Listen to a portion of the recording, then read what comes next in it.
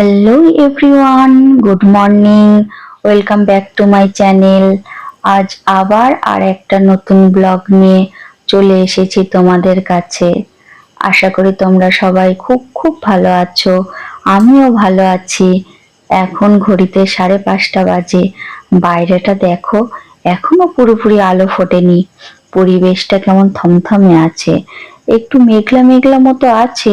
সাধারণত আমার এত ভোরেও ওঠা হয় না। মহারাজের জন্য রাতে দেরি করে ঘুমানো হয়, তো তাই সকালে উঠতে খুব দেরি হয়ে যায়। আজ শপিং করতে কাঁচরাপাড়ায় যাব, তাই এত ভোরে ওঠা। কারণ অনেক কিছু কাজ করে নেওয়ার আছে, তারপরে ট্রেন ধরা আছে, আর অনেকটাই রাস্তা, তো তাই জন্যে। দেখো আজ আমার ভাগ্যটা কেমন ভালো, ভোরের অপূর্ব সৌন্দর্যটা দেখার সৌভাগ্য পেয়েছি। একটু ব্রাশ ট্রাশ করে নিয়ে মুখ হাত পা ধুয়ে নিচ্ছি। আমি ছোটবেলা থেকেই পেস্ট্রেন্ট ব্যবহার করি। অনুপম কোলগেট ব্যবহার করে। অনুপমের আবার কোলগেটটাই বেশি পছন্দ, কিন্তু আমার কোলগেটটা অতটা পছন্দ হয় না। মাঝে মধ্যে কোলগেটও আনে অনুপম, কিন্তু আমি অসহ্য হয়ে যাই। তোমরা শুনতে পাচ্ছ নাকি জানি না, কিন্তু আমি শুনতে পাচ্ছি। ভোরবেলায় উঠলে কিছু অজানা পাখির ডাক শুনতে পাওয়া যায়। এই দেখো বন্ধুরা, আমি তুলসী গাছটাকে উত্তর দিকে জানালায় রেখে দিয়েছি। গাছটা ছোট্ট চারা থেকে দেখো এক সপ্তাহে কতটা বড় হয়ে গেছে। আমার ঘরের সোজাসুজি একটু সরু, বেশি চওড়া নয়, ডাইনিং এরিয়া। আর এখানে একটা জলের জার রাখা আছে, এখানে মাইক্রোওভেনটা আছে, একটা মাল্টিপারপাস ক্যাবিনেটের ওপর।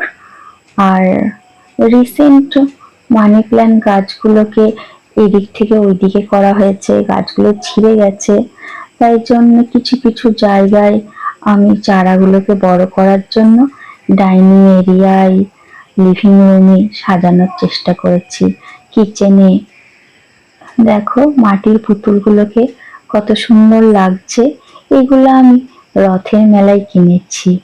এই বছরের রথের মেলায় মাটির পুতুলগুলোকে দেখে এত লোভ লাগলো, আর সেটাকে চোখ এড়াতে পারলাম না, কিনেই ফেললাম।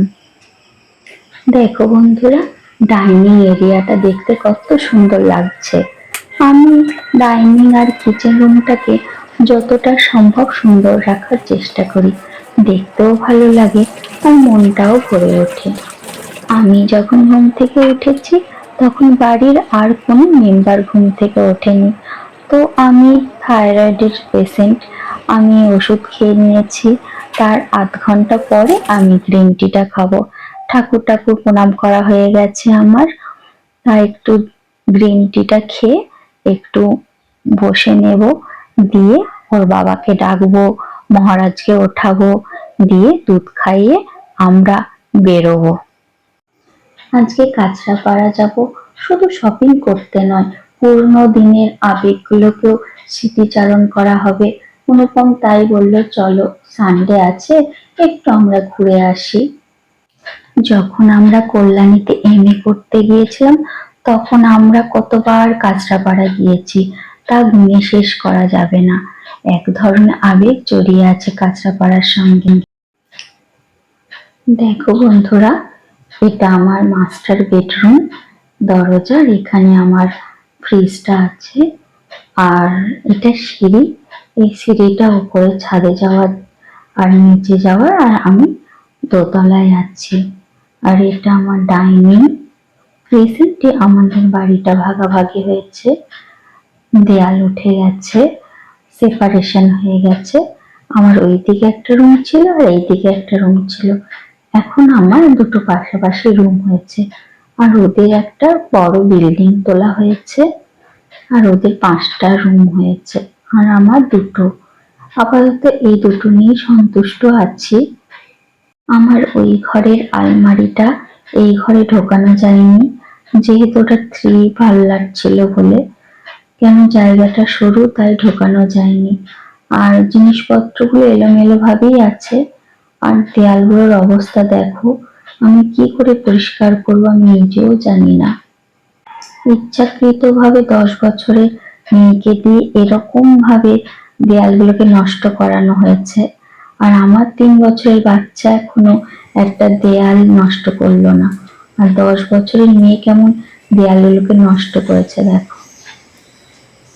জানো বন্ধুরা, আমার ওপরে তেমন কোনো ডাইনিং বড় স্পেস নেই যেখানে মহারাজ হাত পা ছড়িয়ে ফ্রিলি ভাবে একটু খেলাধুলা করতে পারবে।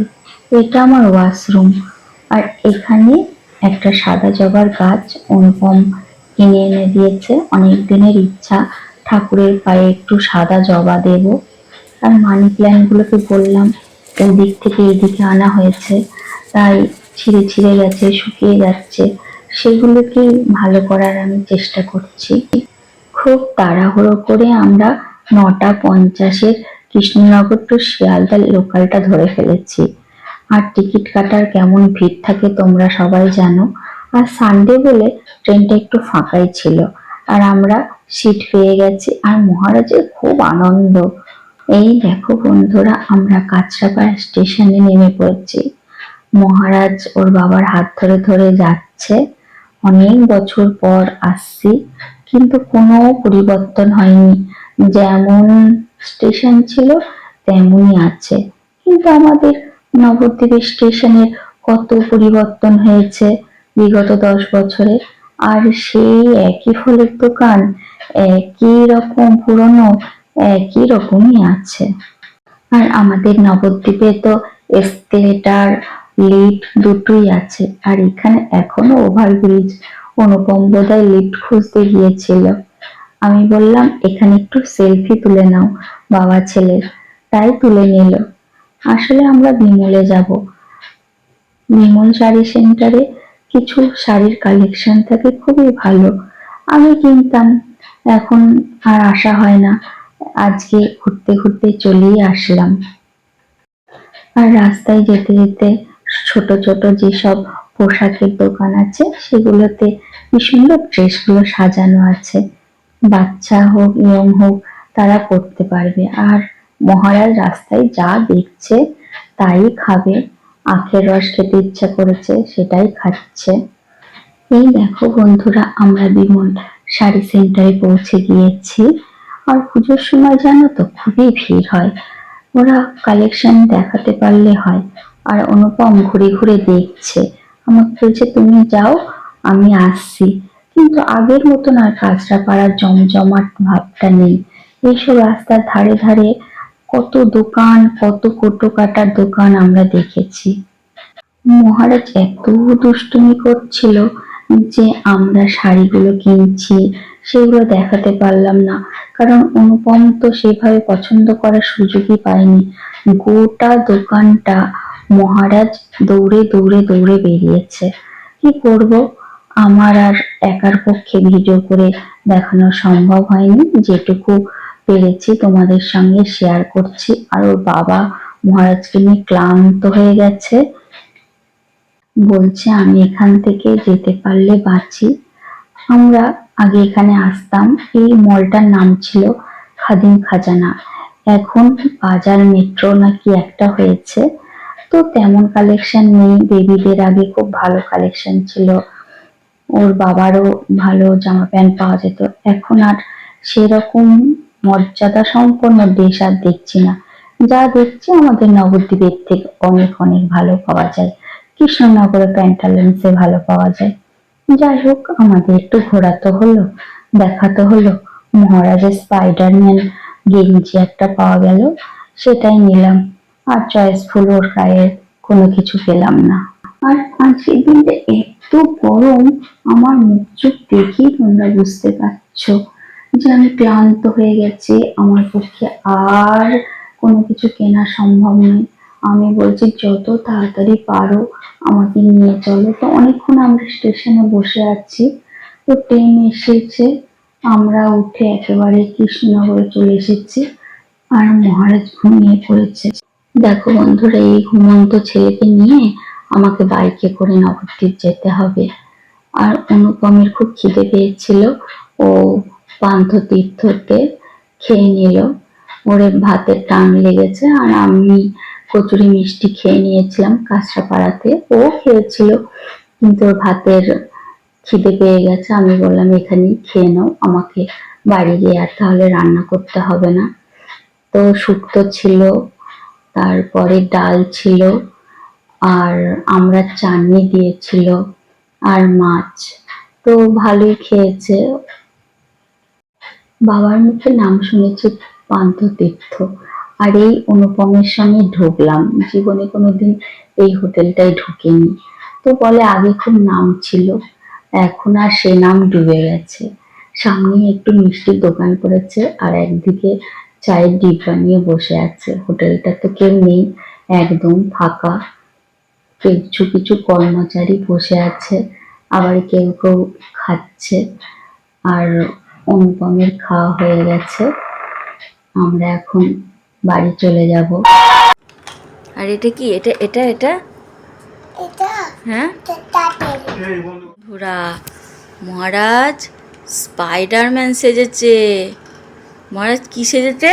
স্পাইডারম্যান। স্পাইডারম্যান? হ্যাঁ,